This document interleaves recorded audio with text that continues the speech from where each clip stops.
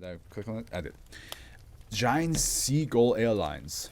Okay, now all I can imagine is that you actually fly seagulls, like kind of like in Lord of the Rings, with the Griffiths or the Hawks. Okay, here we have a SCP-1387 in flight prior to containment. Not a Euclid? Of course it's not a Euclid. Been so many Euclids in this reading.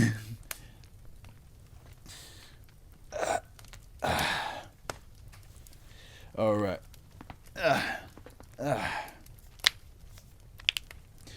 SCP-1387 is currently contained in Area 55. Primary containment consists of a 100 x 100 x 30 meter steel reinforced concrete hangar. SCP-1387 is to be restrained in this hangar with 30 high-tension steel cables at all times and is to be under constant surveillance. At least 10 armed guards are to be on standby in case of a breach. Once per month, SCP-1387 wings are to be clipped. A 50-meter high electric fence is to be maintained around the perimeter of primary containment hangar. Fence is to be charged to 5 kilovolts at 1A. During maintenance, fence is to be powered down to 3 kilovolts. Excuse me. Been reading for 2 hours now. My voice is reaching the usual minimum limit. I'll be fine. All personnel involved in maintenance are to observe standard lifeline working procedures. SCP-1387 is a very large avian creature. Also, by the way, thank you for your compliment about my pixel art. I didn't mean to like ignore that. I'm sorry about that. I just got back into reading and I just got into it. SCP-1387 is a very large avian creature similar in appearance to a seagull, measuring approximately 20 meters in length, with a wingspan of 25 meters. SCP-1387 lacks a heart. Imagine if that seagull tries to get you fucking fries. you're just coming out, you're just enjoying, you got yourself a hamburger and some nice little box of fries. You're like, yes, I'm gonna eat good tonight. And then this colossus of a seagull is like, what do you have here? What do you got some delicious stuff over here, don't you? And you're like, do I want to run for this food? Or shall I give this food willingly? I pay for it, it's my food, but this is a 20-meter seagull we're talking about. Like, if you remind, she uses a fucking morning star on a chain and literally smashes the protagonist to a moose, and then she gets randomly eliminated by a wooden board with and literally smashes the protagonist in mush, and then she gets randomly eliminated by a wood board with a nail in her head, which if the protagonist survived the bullets through the head, she definitely should have survived. She definitely wouldn't have died directly for that nail would have needed to penetrate the brainstem. I mean, people got the bottom and didn't die. Yeah, I get it. I understand what you mean. But at the end, I think Tarantino was not really paying attention to the logistics and the realistics of stuff like that. I think he just wanted to make a silly little action movie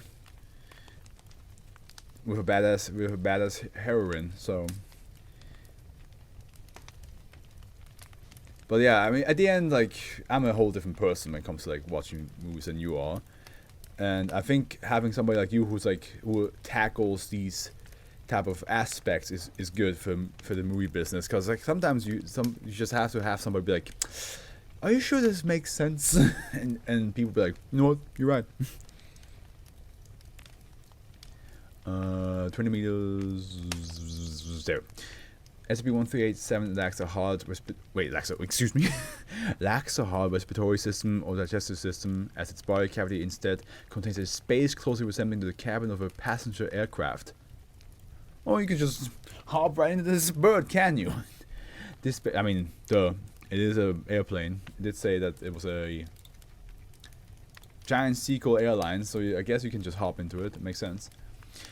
This space is 2.5 meters times 15 meters in area, with exactly 40 seats and 20 windows, though none are visible from the outside. On the side of SCP-1387, no one expects the SCP Inquisition.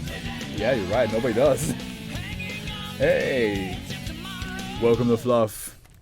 Furby guy 992. Welcome, welcome, welcome. There, it's sent. Were you trying to send it before? I get that, but if I find he should have killed her more respectfully. It annoyed me almost as much as when Optimus ripped off Megatron's head in Transformers 3. I haven't watched any of the Transformers movies except the first one. I don't know. After the first one, I just heard it gets more and more weird. But I mean, I will watch it eventually. I do want to watch it.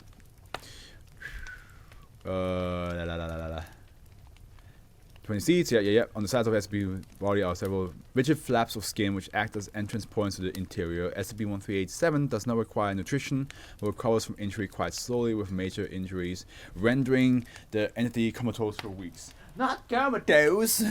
That poor little bird. Stay with me. Look me in the eye, birdie. Honestly, you can call me Furby Guy, and it was a reference I was trying to send that the Wi-Fi sucks. No problem, bro. Well, okay, I call you Furby Guy, which it's almost midnight at my place. I probably should not feed you anything behind me, and you should not get wet. Don't get wet around me, bro. Don't take that out of context. don't take it wrong. What I just said, okay? Once every 3 to 5 months, SCP-1387 will land at the nearest airport to its current location and initiate its primary effect. SCP-1387 will 1 and 3 are good for what they are. 4 is the best written villain, but the rest is catastrophe. 2 and 5 are complete garbage, and Bumblebee is mediocre. Probably will still have fun with it. Actually, there's just so many, but yeah. SCP-138, there's a hilarious list of what Dr. Bright isn't allowed to do. Yes, I heard of that list, but explain to me where that will. I mean, as you probably can tell from the title, I'm going down the SCP list in order of the numbers. Because like somebody on my YouTube channel, because I upload every single reading I do from the stream onto YouTube, they asked me if I do requests, and I said no, because I'm just going down the line of the numbers. And occasionally after I'm done with the 1000s, I will do a couple of the joke SCPs as well. So is the list of Dr. Bright not be able to do stuff? Is that one of the SCP? I might have been also one I already read, but like, there's so many. There's so many. But is that a SCP that's gonna come later? Is it one I already read? Is it one that I have to like look for it? You can tell me that.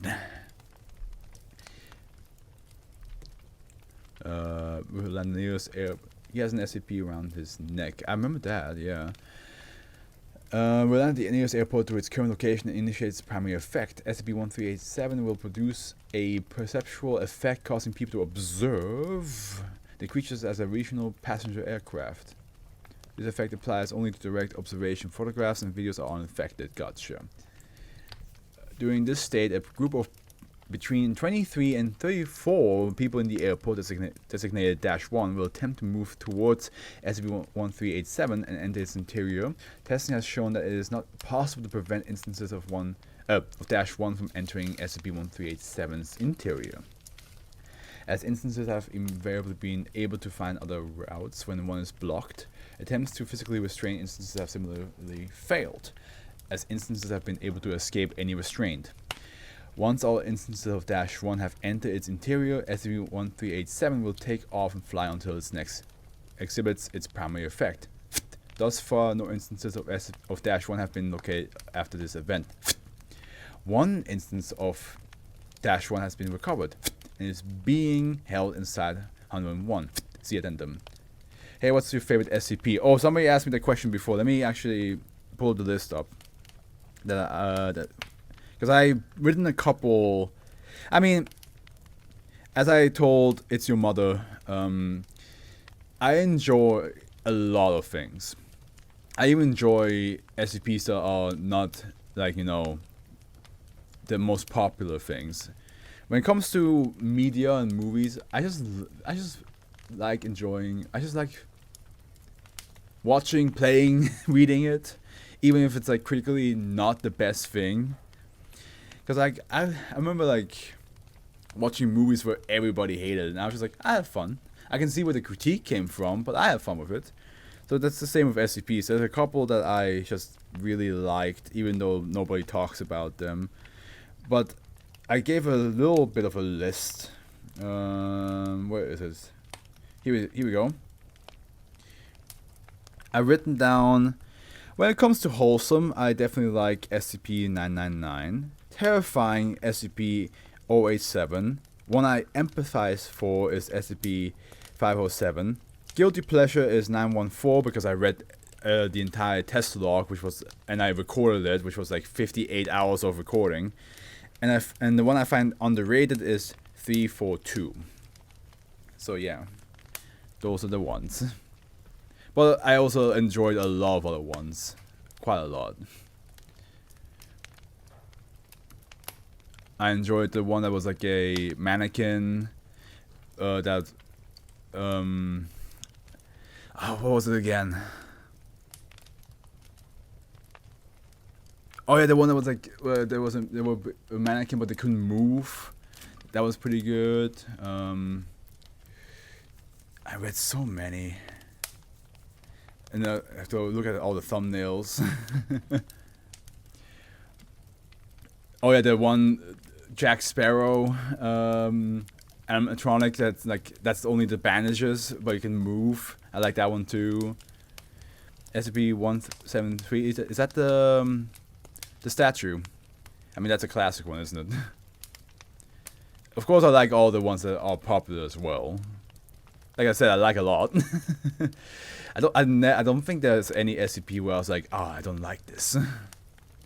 I mean, there are SCPs that made me uncomfortable, but that's because they're written that way. They're written to make you feel uncomfortable, but I don't think I have a single SCP where I was like, man, this SCP sucks. I'm just not that type of person. Yeah. Where was I? Yeah, current containment procedures have prevented SCP-1387 from manifesting any of its properties. I mean, to be honest with you, Furby guy, there was SCP-914, which is the one I read all the experiment logs, and it was like 57 hours of recording. That was one of the ones where I was like slowly getting like exhausted, right? I was like, oh god, I'm reading all this, and later on I found out I couldn't even like post it on YouTube because it's too long. I couldn't even put it on Premiere Pro because it's too long. And that was one of those examples where I was like, do I dislike it because I spent 58 hours reading this thing? No, I had a blast the entire time. Even though it took me forever and I got tired and exhausted so many times of it, I enjoyed every single minute reading that stuff. It was just fun. It was just a good time. However, the entity is extremely hostile and actively attempts to breach containment. As of 2009, SCP-1387 is classified as Euclid. Addendum. On 2000, an instance of -1 identified as Jonathan was recovered in Redacted and transported to Site 101. The following interview was conducted upon arrival. S-1, Jonathan, Dr. O. Okay. Please state your name for the interview. What kind of... Jonathan. Do you remember anything about the... of 1990? Yeah, it rings a bell. I remember going to the airport. I was flying somewhere. I can't remember where exactly. I boarded the plane and waited for the plane to take off. Do you know what happened next? We took off. I was sitting next to this girl. I remember that she had these really beautiful green eyes. I looked out my window and it was really nice. Sunny day outside. And then I remember seeing a bird.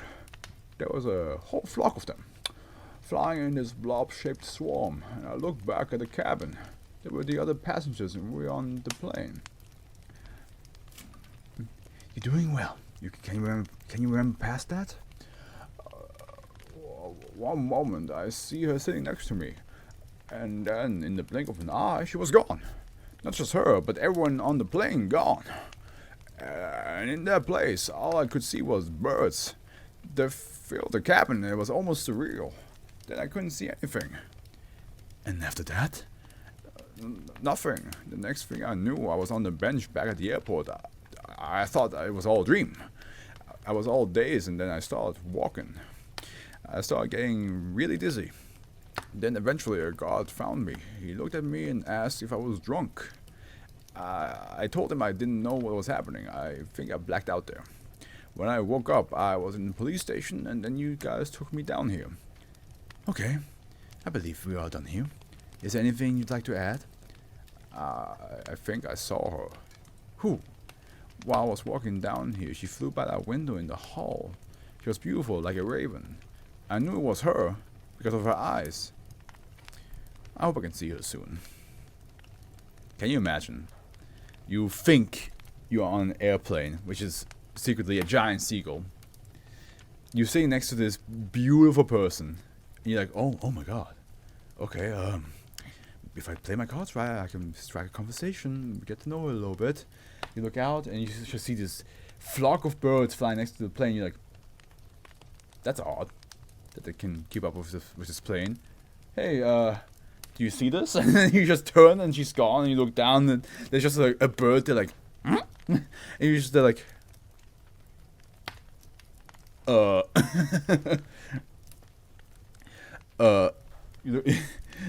you look behind you. There's another bird behind you. You look over the other seat. There's two birds right there. You're like,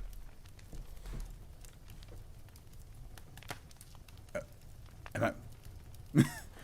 Did I hit my head? And then you just wake up in the airport. On 2000, 3 months after coming into Foundation custody, the sole recovered instance of Dash 1 was reported missing from his cell. A search of Site 101 was found, no trace of the subject. He became a bird, bro. He clearly became a bird. That's what happened. He became a pigeon and was like, it's time to leave. I'm not meant to be here. I'm meant to be out there flying. Ooh.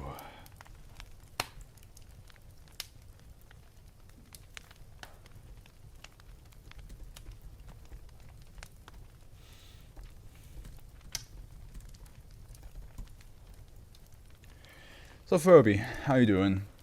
And your mother, are you still there? Besides movies, like anything else you guys, well, anything else you be doing, your mother? It's so weird to say to somebody, your mother. Reminds me of the one video I have from, I'm good, nice, dude, nice. Had a good Sunday, well, I'm not sure where you are, it might be for you like early in the morning, afternoon, evening, who knows. Let me see if I can find, yes. Do I have it? Yeah, I have it. Oh, never mind. But I was about to show you guys a video from like the scout and spy from Team Fortress, and the scout's like juggling like a tray, and then the spy just walks behind him and just goes, "Your mother!" And then the scout just like throws the tray in such a way that it would like boomerangs down into the spy's knees, and he just falls over. And he just, yeah, it's just really good. Say goodbye to your kneecaps, chucklehead, and he just falls over. So now, whenever I see "It's Your Mother," all I can think of is that video.